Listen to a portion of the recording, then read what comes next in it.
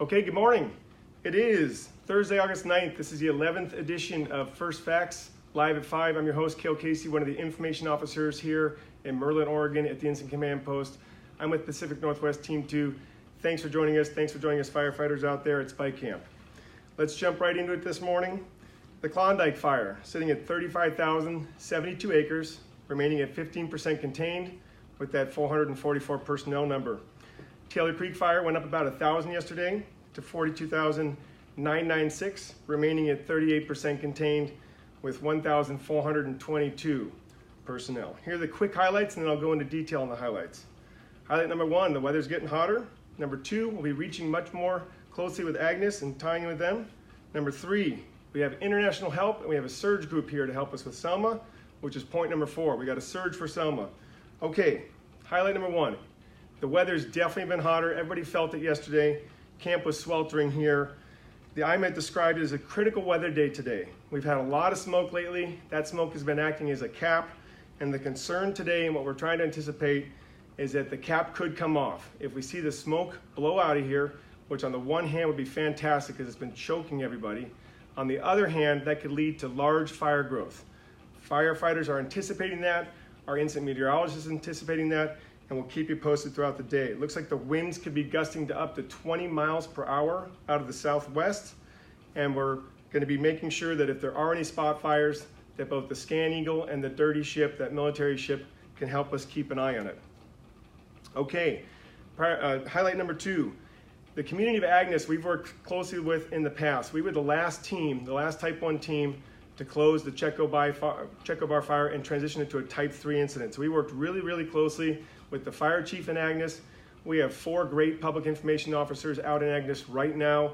We work closely with the county commissioner out there. And we want to let you know we're going to be having a community meeting tomorrow in Agnes at 6 p.m. I believe the location is going to be the library. Depends on what crowd we're thinking we're going to get. That might change, but stay tuned. And your information is offered that we'll let you know. The Agnes community is kind of like the community I live in Willow, Alaska. My community was much more impacted in 2015. We had a fire that blew from north to south and burned 50 of my neighbors' houses down, and we consider ourselves to be fire wise. We have some wisdom about what fire means. Agnes has been around large fires for many years now. We're going to work on some contingency plan discussions with you, the fire managers, agency representatives, incident commanders. We'll talk with you directly. We'll get you an idea of what our thoughts are on how the contingencies for this, especially this western edge here, as we move into the unknowns and the long, hot summer ahead. So we're going to reach out to you tomorrow. Come join us at the community meeting. Thanks for joining us online. We always appreciate you, Agnes, and we'll be with you right to the end. Okay, 3, with the large fire activity across the nation, resources have been stretched. We are a priority fire, and so we've been able to receive international help from our partners in Australia and New Zealand. Yesterday, about a dozen Australians and New Zealanders arrived to help fill key middle management and leadership positions. Welcome, Aussies. I've been in this business 11 years now. I've been through several large fire seasons. It's always great to see the Australians and New Zealanders here. They're going to help us with being task force leaders, division supervisors, safety officers. They'll help as being helicopter managers, and those are all critical positions that during a planning level 5, as we call it, when there's large fires in California and Washington and Oregon and Colorado and all over, those positions are very hard to fill. Likewise, when they need us, it's international mutual aid, and American firefighters will fly to Australia and New Zealand to help them out. Welcome aboard. In the incident command system, we're kind of like chess pieces. You get your level of training and experience, and then commanders can move pieces around. So even though folks are from a different country, they have the same skill sets, and they'll be plugged right in today to support our operations. For the folks in Selma and the southeast corner of the Klondike Fire, you are receiving the surge group today. The surge group is from the Multi-Agency Coordination Center in Portland. It's 2 hotshot crews and 1 initial attack crew. That's 60 experienced firefighters, very experienced, the most elite in the country. They're going to be working on the southeast corner right here, around the neighborhoods of Selma, Wonder, the 199 corridor, and they're going to work on turning the corner and bringing fire around so we can start getting some depth on the southeast corner of that fire. We want to let you know that. That's a really great asset for us. Okay, let's go around the horn and get some operational updates.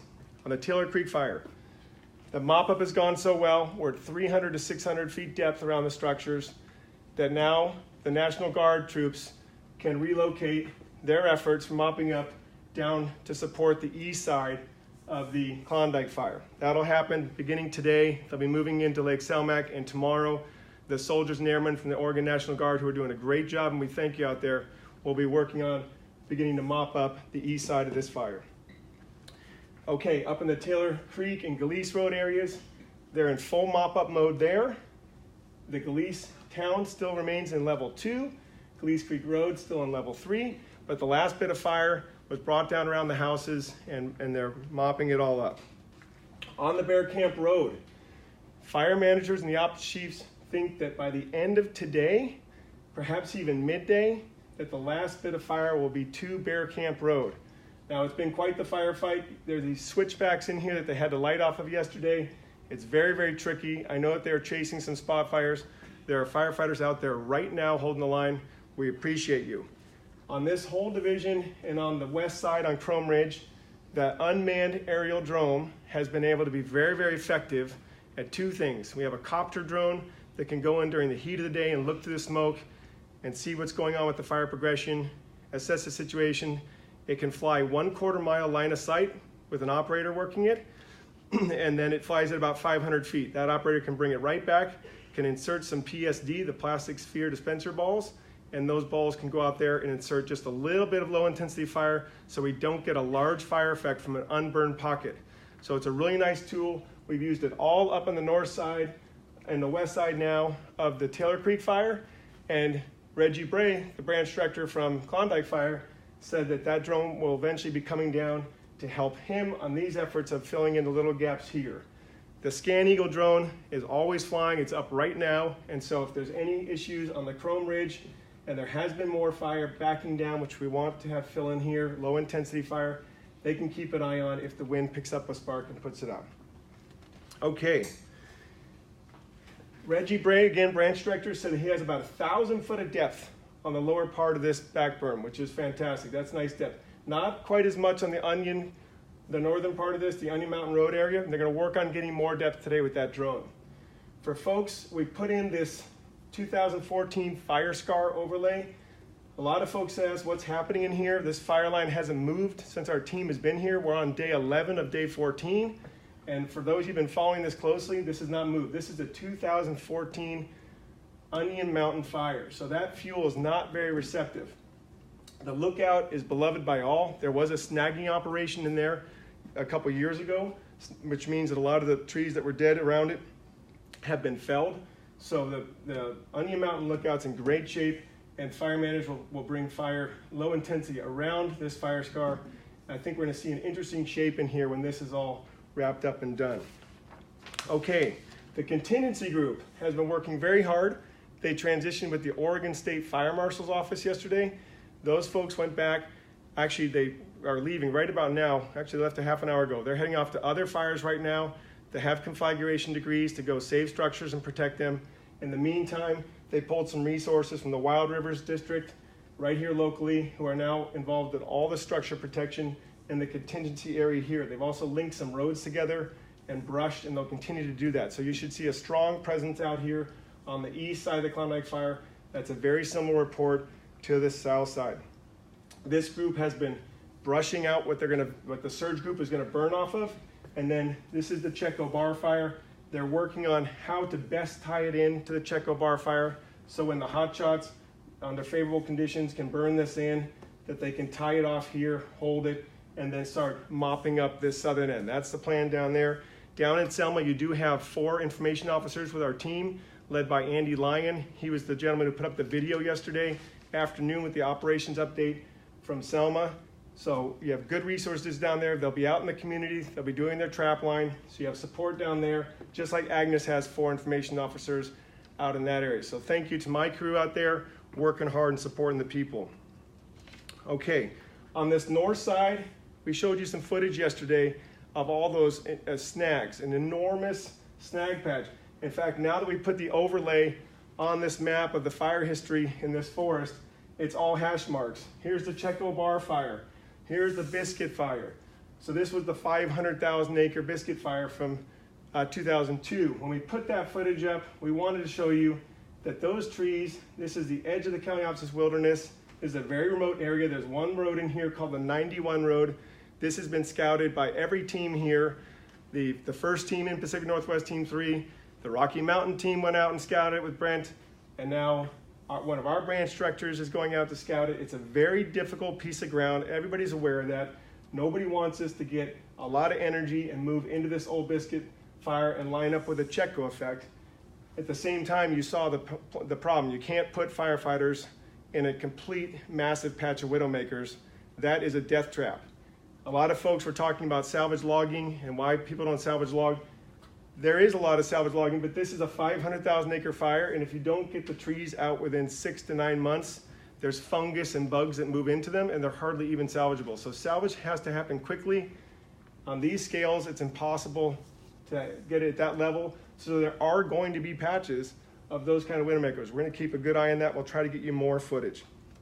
Okay, as a reminder, the Glees Creek and River, the Glees Road for the river rafters, that's open. Just please drive carefully. We still have folks in there patrolling. There's still gonna be smoke seen up on the mountain. Rollout and rocks are totally possible. Remain vigilant. It's really, really hot and dry right now. Again, live fuel moistures are at record lows. Any lightning, any spark from your truck, even shooting a gun at the wrong target, a chainsaw in the wrong place, any mechanized tool that could start a fire, and they often do. So be careful this time of year. I know the sheriff is keeping everybody on a level 1. That's to reinforce, to remain vigilant. We are definitely not out of the weeds here. We've gotten great success. We've protected all these values at risk, all these communities. Now we're getting this secure, but all these 1,500 homes are secure. That road is open, but it's still extremely hot and dry. We wanted to say we do love your donations, and the most important donations you can make right now to firefighters are your signs. They love it when they are tired day after day, driving out to the line, driving back from the line, and they get to see your thank you signs. That's one great way to thank the firefighters. Donating to your local fire department, and as we said yesterday, the Wildland Firefighters Foundation. That's if any firefighter here gets hurt, that foundation responds instantly. Again, we appreciate the neighbors helping neighbors. We appreciate your support of Green Pants Nation. And with our international partners here today in our surge group, we're going to talk about standing order number 8. Give clear instructions and make sure they are understood. So now we're briefing folks in New Zealand and Australia. We're briefing folks who are coming in from the surge group. They're going to get clear instructions. They're going to go slow to go fast. We always want to know who we're working for, what our mission is, why we're doing it, and then once we understand what it should look like, these folks put their heads down. They're here to protect your houses. They're here to serve you. Join us tomorrow morning for our 12th edition. We're going to be transitioning with a Type 1 team, and the perfect story here is that I live in Willow, Alaska, and the Alaska team is the team that's coming in behind us. So we've already made contact with them. We're going to set them up for success. I'd love to stay on and join them, but I do have to get back home for a couple days. I've got things to do. We'll be transitioning out Monday. We got 2 or 3 more episodes of Live at 5, so join us then and we'll bring you more information on the transition. Thanks.